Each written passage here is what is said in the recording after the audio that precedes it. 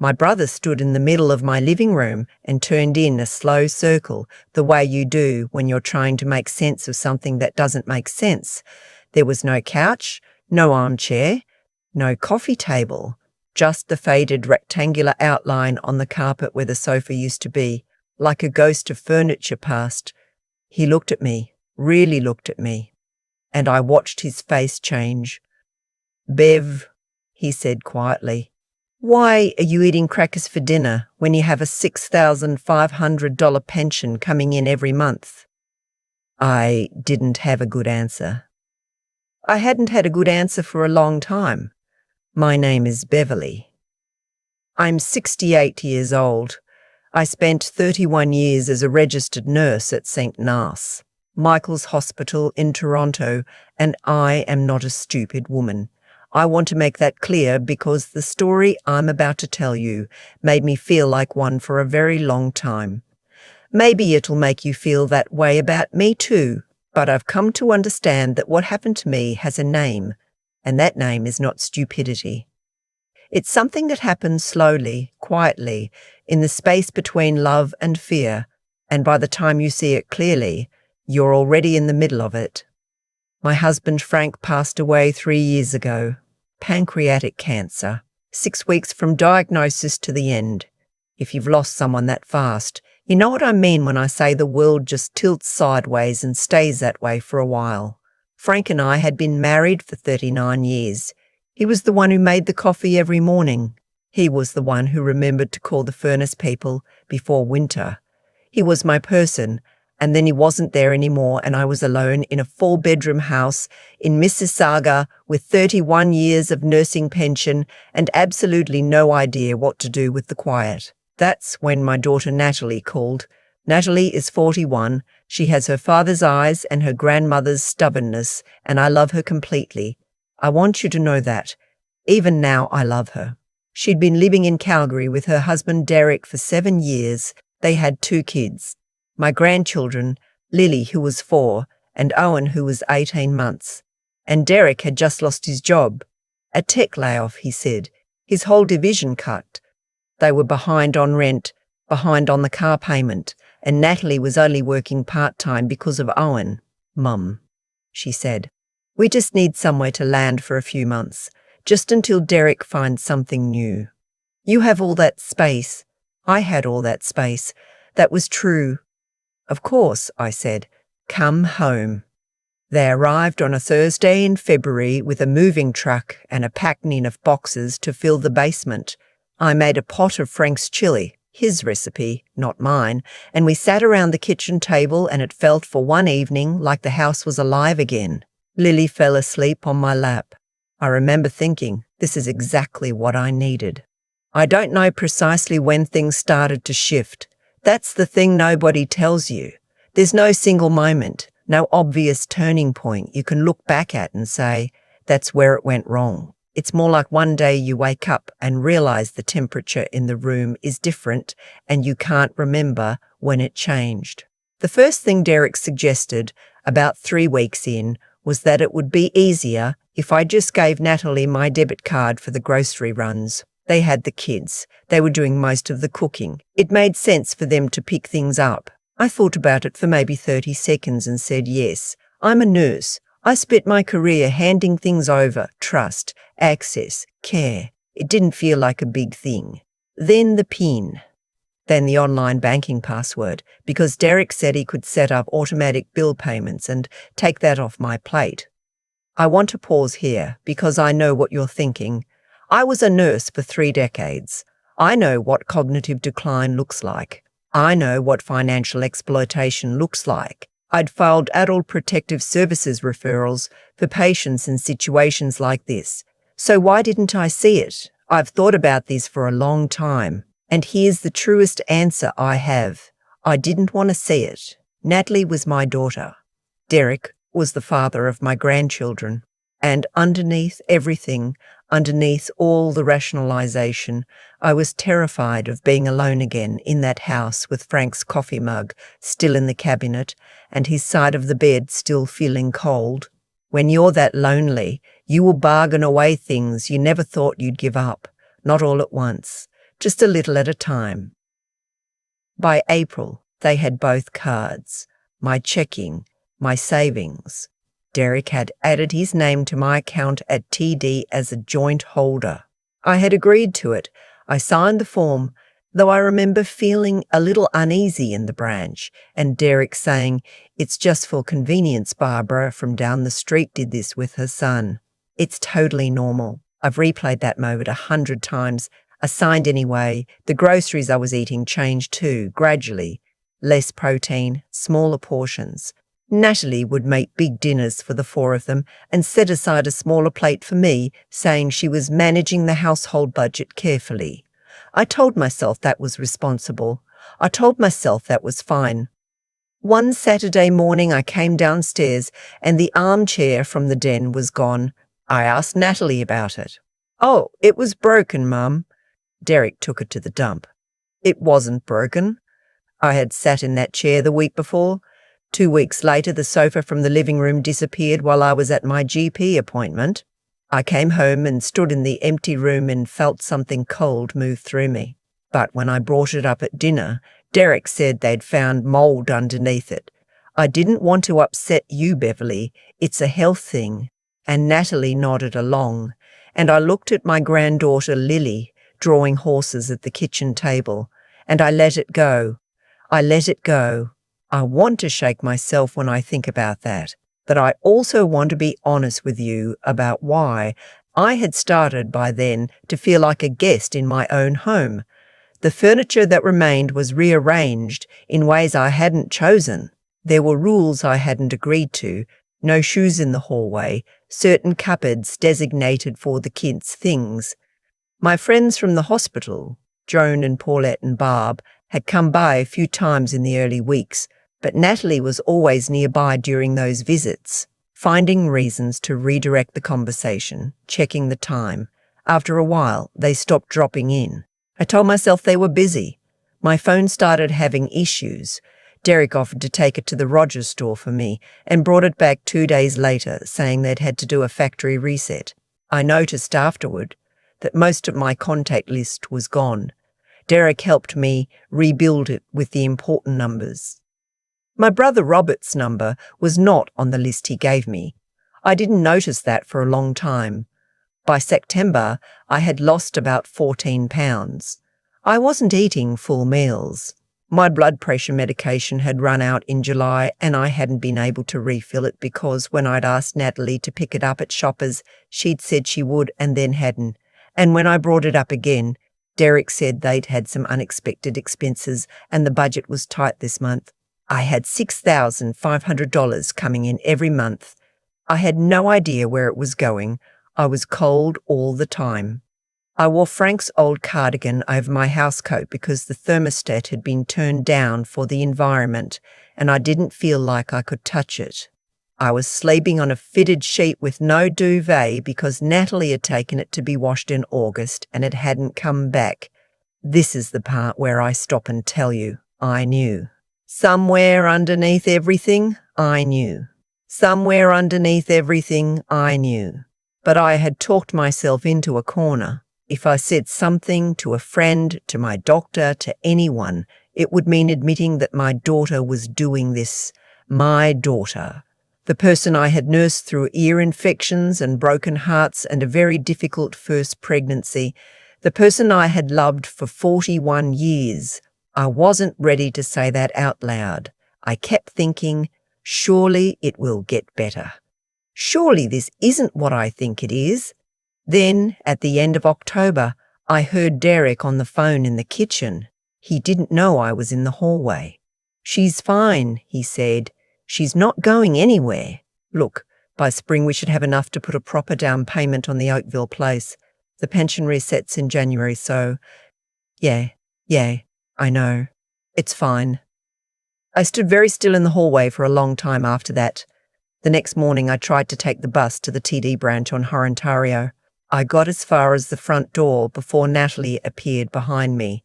"Mom, where are you going? It's cold. Let me drive you. I just need to run an errand. I'll drive you. Give me 5 minutes." She drove me. She came into the branch with me.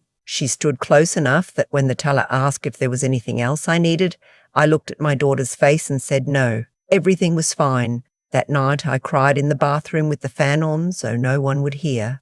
My brother Robert lives in Halifax, is 64, retired from Canada Post, and he's the kind of man who will drive 12 hours without telling you he's coming because he got a feeling something was wrong. We hadn't spoken in 4 months, which he told me later had been eating at him. The last time we'd talked, I'd said everything was fine in the flat, careful voice of someone who is not fine. Robert said he'd recognised that voice. He'd heard it once before, when our father was sick and our mother didn't want to worry anyone. He drove to Mississauga on a Tuesday, didn't call ahead. Just showed up. Natalie answered the door. I heard voices in the entryway and then Robert came around the corner into the kitchen and stopped when he saw me. I saw his jaw tighten. He hugged me for a long time without saying anything. Then he leaned back and held me at arm's length. Bev, you've lost weight. I'm fine. I've just been, you're grey. He said it gently, but directly, the way a brother can. You look grey. We sat at the kitchen table and Natalie brought us tea and was very pleasant, very breezy, asked Robert about the drive, commented on the weather. Derek came home an hour later and shook Robert's hand and was equally pleasant. They were very good at pleasant. I had been watching them perform pleasant for 8 months. Robert stayed for dinner. He watched everything. He didn't ask any questions. That night, after Natalie and Derek had gone upstairs, Robert came and found me in the kitchen where I'd been sitting in the dark, drinking decaf and staring at the faded square on the carpet where the couch used to be. Tell me, he said. And I did, all of it. I hadn't said it out loud before, and it came out strange and halting, and I kept stopping to say things like, I know how it sounds, and I know I should have done something sooner. And Robert kept saying, I know, Bev, keep going. When I finished, he was quiet for a moment. Then he said, I'm calling Paul tomorrow morning. First thing. Paul Emerson is a family law and estate solicitor in Mississauga whose card Robert had in his wallet because he'd helped Robert's neighbour with a similar situation 2 years ago. But before that, I'm taking you to Shoppers tonight for your blood pressure medication, and I'm taking you to get something to eat. It was 11:30 at night. He drove me to a 24-hour Shoppers Drug Mart on Dundas and paid for 3 months of my blood pressure medication out of his own pocket, and then he drove to an A&W that was still open and bought me a team burger and onion rings and sat across from me while I ate and didn't say a word about any of it. I cried into my onion rings. I'm not ashamed of that. The next morning, Robert was up before anyone else. He had called Paul from the driveway at 7 a.m, and by 9, Paul was at the house with a colleague. Derek came downstairs at 9:15 to find 2 lawyers, his wife's mother and his brother-in-law sitting at the kitchen table with a folder of printed bank statements Robert had downloaded from my online banking. The password, as it turned out, was saved in my browser, and the expression on Derek's face when he saw those papers is one I will carry with me for the rest of my life. Paul walked Derek and Natalie through what the statements showed. $6,500 deposited each month, consistently, and the withdrawals. Groceries, yes, but also $800 at a furniture consignment shop in Port Credit in March, $200 at a Best Buy in April, a car payment for a lease I hadn't known existed, transfers to an account I didn't recognise, dining out, consistently, at restaurants I had never been to, my name on the account, my money, my pension. The 31 years I had spent on night shifts and double shifts and Christmas shifts at St. Michael's. This is elder financial abuse under the Criminal Code of Canada, Paul said. He didn't raise his voice. He didn't need to. Specifically, Section 331, theft by a person holding power of attorney, and depending on how this proceeds, potentially fraud under Section 380, I'd strongly recommend you both speak with your own legal counsel before saying anything further. Derek started talking anyway. He said it was a misunderstanding. He said Beverly had agreed to everything. He said they were family. Robert looked at him and said, You need to leave this house by 5 o'clock today, both of you. Natalie looked at me. I had been watching her face through all of it, waiting to see something. Regret, shame, the face of my daughter underneath the face of this person who had let me go hungry while she ordered takeout. And I did see it, finally. When she looked at me, she had tears running down her face and she said, "Mum, I'm sorry. I'm so sorry." He said, "Don't." Derek said sharply. She stopped. That told me everything I needed to know about how that marriage had worked. They left by 4. Lily cried when they put her in the car seat because she wanted to stay with Grandma, and I held her for a long time in the driveway and breathed in the smell of her hair. That was the hardest part of all of it. I want to be honest about that. Not the money, not the empty living room, not the sleepless nights. Watching that car pull out of the driveway with my grandchildren in the back seat was the hardest thing. Robert changed the locks that afternoon. He stayed for 3 weeks. He cooked actual meals, not elaborate ones, just real ones, eggs and soup and roast chicken, and we watched old British murder mysteries on TBO in the evening and talked about our parents, and slowly, the grey started to lift. The joint account was dissolved and a new account was opened in my name only with full fraud alert. Paul pursued the legal matter. Derek and Natalie ultimately agreed to a repayment arrangement to avoid criminal charges, though I was told it was my right to proceed either way. I chose the arrangement. Not for Derek's sake, for the possibility of one day having a relationship with my grandchildren that didn't begin with a prison visit. Natalie is in counselling now. We talk carefully on the phone. I don't know where that goes. Some days I think we'll find our way back to something. Other days, I'm not sure there's a path. But here is what I know. I know what elder financial abuse looks like now, not from a clinical distance, not from a patient file, but from the inside. I know that it doesn't always look like a stranger. I know that loneliness is a vulnerability and that the people who love you can sometimes be the most dangerous ones with it. I know that if you are sitting in your house right now, cold, hungry, making excuses for someone who has access to your accounts, there is a number you can call. In Ontario, it's the Seniors Safety Line, 1-866-29-1911. It's free. It's confidential. They have people who will listen and they will not judge you. And I know that my brother drove 12 hours on a feeling, and that sometimes that is enough. My living room has a new couch now. Nothing fancy, a grey sectional from Leon's that Robert helped me pick out.